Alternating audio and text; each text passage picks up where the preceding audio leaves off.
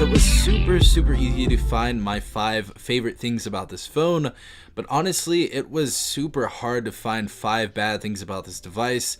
Obviously there is the camera that is actually kind of bad, so we're going to be talking about that in this video, but let's go ahead and start off with the 5 best things. Alright everyone, so starting off with the first best thing about this device, definitely has to be the build. Everything from the ceramic back to the style of the phone is just amazing. We also have that notch at the top right there. It's a teardrop notch, looks really nice, but I'd have to say the build of a phone is definitely a strong suit of this device. It feels super premium, feels super substantial. Honestly looks really sexy. I know that teardrop notch is what everyone was talking about on this device. I definitely do not like the blocky notches that we see on the iPhone XR and the iPhone X and the XS. So it was really nice to see that there. The color of this phone is sexy. The feel of this phone, if you guys have ever felt this phone, it's amazing. And we also have USB Type-C. We have a 3.5mm head jack. The build is just amazing on this device. It's just an all-around beautiful phone. My next favorite thing about this device is that it has 6GB of RAM and 128GB of onboard storage. Now when we look at a lot of phones that are in the range of budget to mid-range, we don't always see the best storage, but on this device we have 128GB of internal storage. Now this is going to be enough for you to store tons of photos, tons of videos, and even video games and other applications without you having to use the drive. So I know a lot of you don't like using Google Drive or Dropbox or anything, so it's great that we see 128GB of onboard storage for your application storage and for your photos and videos. My third favorite thing about this phone definitely has to be the screen size and the screen quality. Now this is a 6.3-inch in-cell 19.5 by 9 water drop FHD display, so this is going to be a full HD display.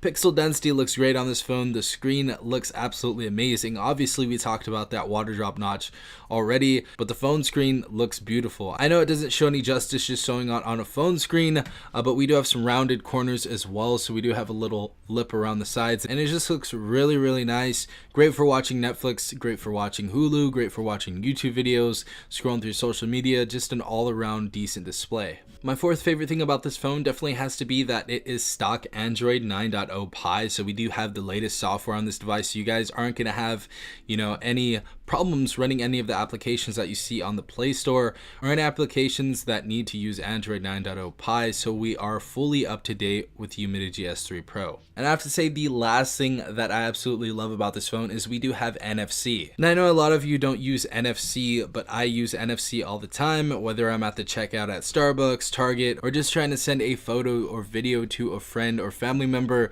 It's just really convenient. I absolutely love NFC, and I love that it is inside of this device for a device that is only $300. Really awesome stuff, UMIDIGI. Now we're going to be starting off with the 5 worst things, and it was really hard to find 5 bad things about this phone. But let's go ahead and start this off. Now obviously the elephant in the room, the cameras. Now this was supposed to be a 48 plus 12 megapixel dual rear facing camera, and the camera just lacks on this phone. Now as far as the photos go, the photos do look nice, but the videos look terrible. The optimization is not good whatsoever. We might have a 48 megapixel sensor from Sony inside of here, but it just looks really bad with videos. So everything else looks good. The photos look really good. Honestly, I really enjoy the front facing photos and the rear facing photos. As you guys see right here, they look really nice with 48 megapixels, but the video does not look good at all. If we're filming in low light, it honestly just looks terrible, and at that point I would just go with the Moto G7 if you guys are worried about the camera. But in well-lit areas, the S3 Pro does seem to shine and does look actually pretty decent. You guys can go ahead and check out Kevin Breeze's full review. I'll put in the link in the description down below. But honestly, the camera is definitely not the strong suit of this phone. Now the next thing that I disliked about this device is this doesn't have wireless charging, and as you guys know, the only reason you can't have wireless charging for some reason is because metal does not work with wireless charging. If you guys do have a metal back, you cannot lay this down on a Qi charger and it will start charging. It has to have something that NFC can communicate through. So this actually has a ceramic back. This is definitely not made out of metal. If you guys thought it was made out of metal, you're wrong. But the back of this device is ceramic, and I would have loved to see wireless charging in this device. I feel like it would have brought this phone to the next level. It was great that we got NFC in this device, but I definitely wanted to see wireless charging, and sadly we do not see this in this phone. The next thing is the UMIDIGI S3 Pro isn't widely available everywhere. Now you guys can find this on eBay for prices that are through the roof at about $400 or $500 when this phone is only a $300 device, and they're always sold out on Amazon, so it seems like they don't really stock up their phones quite well. So I would like to see the S3 Pro up on Amazon 24/7 because UMIDIGI phones tend to sell out pretty quickly. I know we had the same thing with UMIDIGI F1 happen. You know, the UMIDIGI F1 sold out super quick and we didn't see any phones up there for about half a month. So I'd really like to see the S3 Pro up because I think it's already sold out. So definitely stock up more of these devices because people would like to buy them. Next thing I was also hoping for was compatibility with Fortnite. Now I don't know if UMIDIGI has the license to work with Fortnite or, you know, play with Fortnite, but this definitely can work with Fortnite because it has the Helio P70 processor, has 6 gigabytes of RAM, and I was hearing rumors that this was actually going to be working with Fortnite and other games like that. But I hope in the future that this can be fixed with the software update because I know a lot of people were trying to buy the S3 Pro just to actually play Fortnite because it is a cheaper option than the iPhone XR and a ton of other devices. Now, the last thing I dislike about this phone is the speakers. Now, the speakers don't seem to match with the build quality whatsoever because they are super tinny.